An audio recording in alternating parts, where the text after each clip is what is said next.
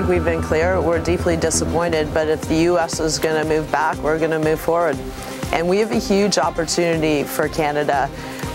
We understand the economy is moving to a low-carbon future, and we have great innovations here. And so we're going to take advantage of that opportunity. Look, I'm more focused on how the world's going to move forward than spending a lot of time lamenting the U.S. decision. That's Environment Minister Catherine McKenna telling CBC News that Canada will forge ahead with our plans for climate change. This despite the United States pulling out of the Paris Climate Accord earlier this week. The Paris Accord was signed on December 2016. The United States is now one of just 3 countries not backing the deal. The backbone of the agreement is a commitment to keep global average temperatures from rising 2 degrees Celsius by the end of the century. Prime Minister Justin Trudeau has spoken with U.S. President Donald Trump and expressed his disappointment with the decision. Canada is now looking to other countries to help lead on climate strategy. Welcome back to part 2 of the Sunday Scrum. Joining me, freelance columnist Susan Riley, Denise CLA from the SEM Group Public Affairs, and Katie O'Malley from iPolitics. All 3 of them join us from Ottawa. So thanks again for continuing on with this conversation. Let's talk about, initially we saw with the election of Trump that Canadians were perhaps standing back and saying we don't want to be seen to be taking advantage of the situation. But now it looks like Canadians might be willing to take advantage of that. Denise, let's start with you in terms of where this leaves Canada on the world stage in the fight against climate change. It definitely gives an opportunity for Canada, and I'll say there are 3. If you think about our geopolitical circumstances, there are 3 major issues. It's terrorism, which we've just talked about, climate change, and then our interconnected economies. And so thinking about how the Trudeau government, at least at this point, has approached this withdrawal from the Trump administration on the Paris Accord, they've been measured. But it also means that there's an opportunity for them then to broker. What that looks like, it's maybe not clear, but will they be that calm and clear voice that says, look, climate change is real, and we as interconnected economies, Canada and the U.S., we actually have to have a measured response to this. And what worries me probably more so is that as the U.S. backs down from this, what does that then mean for the cost of goods in Canada and our competitiveness? And so, you know, for now, it's let's condemn, as Catherine McKenna, the Minister of Environment and Climate Change, has done. Let's condemn what the U.S. is doing. But I would be more interested in seeing what those back channels are, where they're talking about bringing the U.S. back on side. Is it going to happen? Look, we don't know.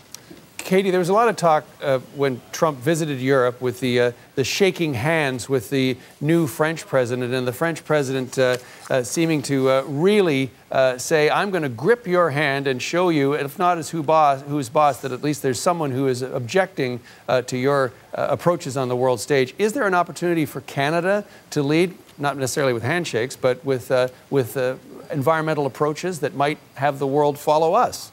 I think that's definitely possible. And I suspect, I mean, let's face it, Trump pulling out of Paris was not exactly a shock to anyone. In fact, some people, I think, were almost waiting and wondering why it took so long for him to make it official, because it was always on his his campaign list and on his to-do list once he became president. So I have to think that our government and other governments around the world have been, meticulously putting together plans on how to proceed forward from that announcement being made.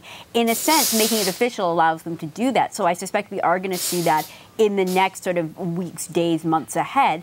It's interesting because Canada's in a unique position as our prime minister, for whatever reason, is seen as one of the world leaders who does have a decent relationship with President Trump, who is able to get him on the call, apparently even on the cell phone, we found out last week, and who is able to occasionally get that message through and sort of temper his reaction. So if that continues, that puts him in the position of almost being an emissary between leaders who don't have quite that close a relationship and the administration in Washington. Now, how long it makes sense for Canada to kind of play that middleman role is another question entirely. But on climate change, you know, not to sound like a pessimist here, but I don't really get the sense that there's much of an opening within the U.S. administration right now to revisit that decision in the immediate future. I think we got to take that as it was announced. It's a done deal for now. Who knows what, you know, the future is going to bring? But for now, let's treat that as is. And yeah, Canada can look at Europe and look at sort of working with other countries, but also with state governments, within the United States, with industries that have a real dependence on that interconnectivity. It's not, I mean, the president is a very powerful person, but he doesn't, you know, single-handedly micromanage the entire United States economy. There are other players involved as well, and I suspect that our government will be getting in touch with them too. There's a good point on states. I mean, we could do worse than ally ourselves more closely, say, with the booming California economy. Susan, where do you think that some of the opportunities might lie on the environment file for Canada? Well, first of all, I want to say that the only virtue of President Trump's decision was to make Canada's climate plan look good. But in fact, it's quite weak. It's very weak. It's very tentative. A lot of the deadlines are pushed way down the road. There's this whole contradiction of, you know, we're approving pipelines and at the same time we're supposed to be reducing emissions. It's a mess, really.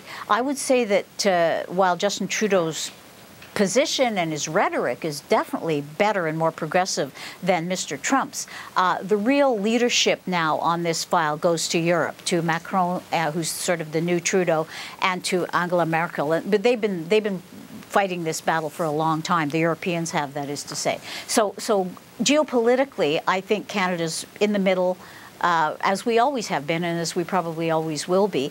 That being said, I've always liked Catherine McKenna, the Environment Minister's kind of full-throated support for the objectives, at least, and also for the way in which she's finding kind of side issues to promote, you know, green energy here, green technology there. So I think Canada's on the right track, but let's not kid ourselves that we're a leader.